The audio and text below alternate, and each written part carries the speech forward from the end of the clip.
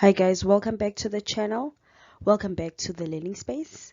And as always, you have me, Utobeka, and we are going to be looking at methods to obtain customer feedback and measure customer feedback. So this is all about getting our customers to talk, interacting with our customers to check how they feel, what they think about those particular products or services. However, because this is a tourism topic, so it's going to be in the tourism context. This is a tourism topic, grade 12.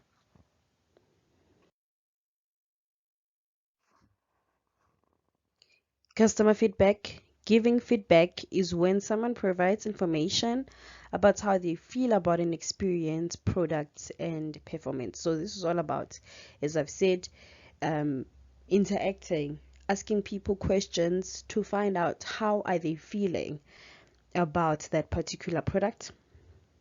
Why do they need this? So that they can see how well they're doing and where they can improve, right? In a business, obviously, there's always room for improvement. No matter how perfect the business is, there's always room to improve.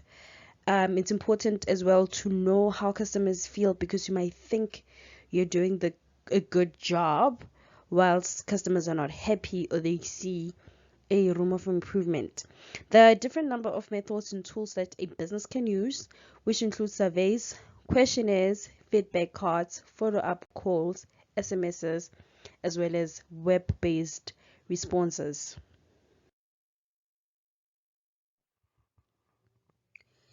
Purpose of obtaining customer feedback. For a business, the purpose of feedback generally is to improve a product or a service.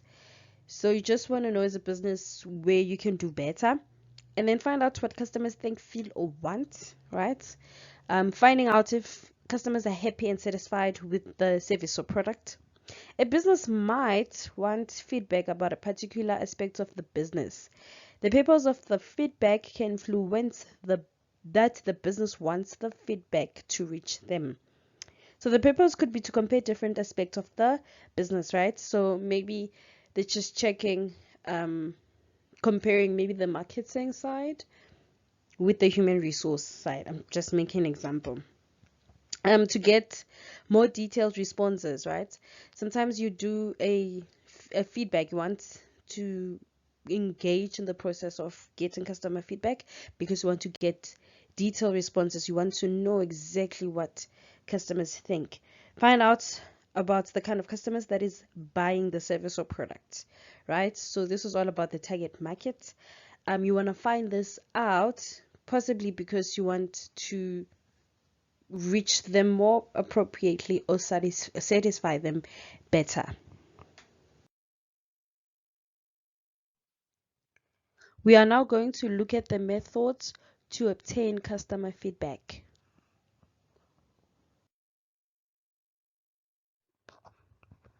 The first method we are going to be looking at is a survey.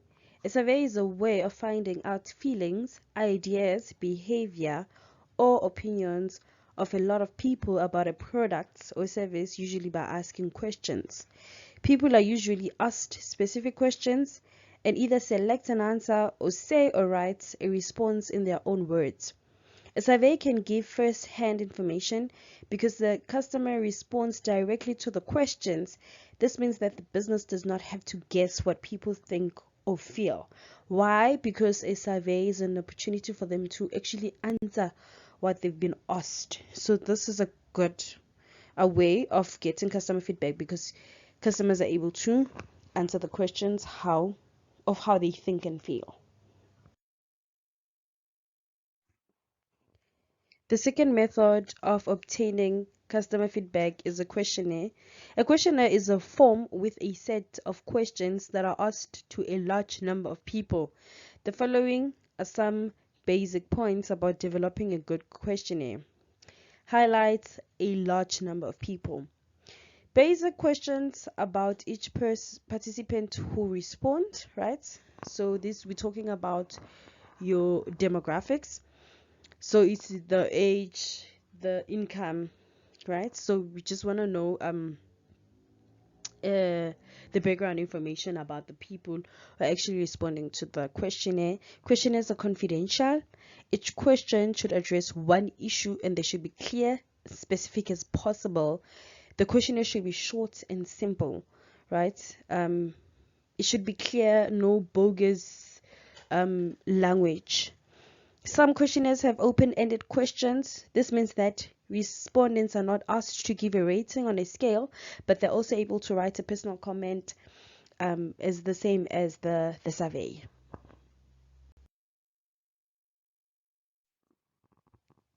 Feedback cards.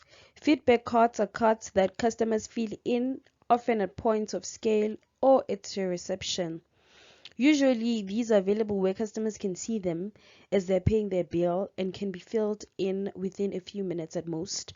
To make it easier for the customer, they usually ask customer to give simple score in response to different questions. So this one might be a form of a questionnaire, but a short version of it, whereby you just asked to fill in a few questions in a few minutes.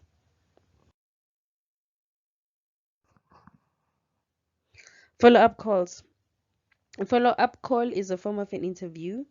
It is called follow-up as the phone call follows almost immediately after the customer has bought a product. Interviews involve asking questions of someone and recording, then analyzing their responses. In an interview, you are more likely to get replies if you ask questions face to face, but an interview can be conducted by phone, email, or even email. So it doesn't really have to take place face to face, but you can use a phone, email, and even email to ask questions. A follow-up call soon after a customer has bought the product or service can be a way of getting quick and accurate feedback, because if you're going to call a week later, the customer might have forgotten how they think and how they feel about the experience. So it's important, as the word suggests, follow up immediately after being served.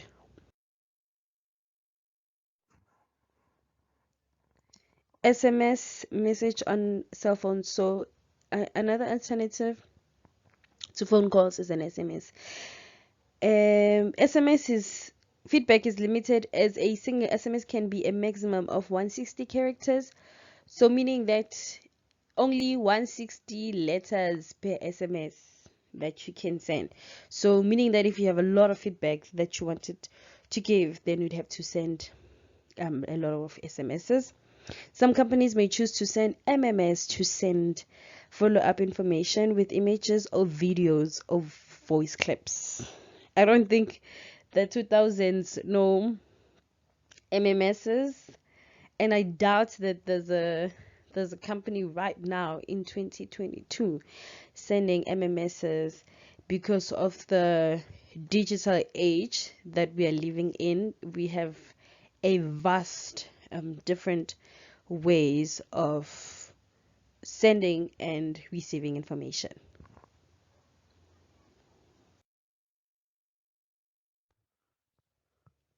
Now we're going to look at the last method, which is the web-based responses. Many businesses ask customers for feedback on their websites, on other websites, or via email. This can include open-ended questions and scores. Often tourism-related businesses rely on and use independent businesses with websites to get feedback. I feel like with this method, probably all of us have been exposed to it, whereby you go to a website of a business and then people are able to rate the business and they're able to leave their reviews. I normally look for the reviews before I buy something, especially if I'm going to buy it online. I'm going to look at the ratings and I'm going to read the reviews, and then if the reviews are positive, then I'm going to be sold and I'm going to buy the particular product.